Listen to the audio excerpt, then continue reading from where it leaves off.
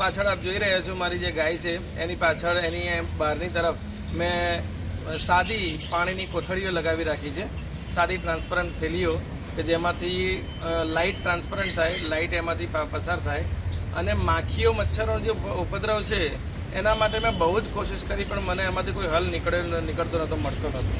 તો મેં નક્કી કર્યું કે એકવાર ચલો આ છે તો સાચું છે કે ખોટું, કેટલું છે, કેટલા અંશે, આમાં કોઈ મોટો ખર્ચો છે નહીં. પ્લાસ્ટિકની થેલીઓ લાવવાની છે ટ્રાન્સપરન્ટ અને એમાં સાદું પાણી ભરી અને એને લટકાવવાનું છે. મેં એ વસ્તુ કર્યું અને મને ખ્યાલ આવ્યો કે બહુ જ મોટો લગભગ 80થી 90% જેટલો મને ફાયદો જોવા મળ્યો છે. આની પાછળનું કારણ મેં જે તપાસ કરી તો મને એ જાણવા મળ્યું કે માખીની જે આંખો છે એ જ્યારે પાણીમાંથી પ્રકાશ પરાવર્તિત થઈ અને રિબાઉન્સ થાય છે, એ રિફ્લેક્શન આપે છે, ત્યારે માખીની આંખો એ એના પોતાના નકશાને એ સેટ કરી શકતી નથી.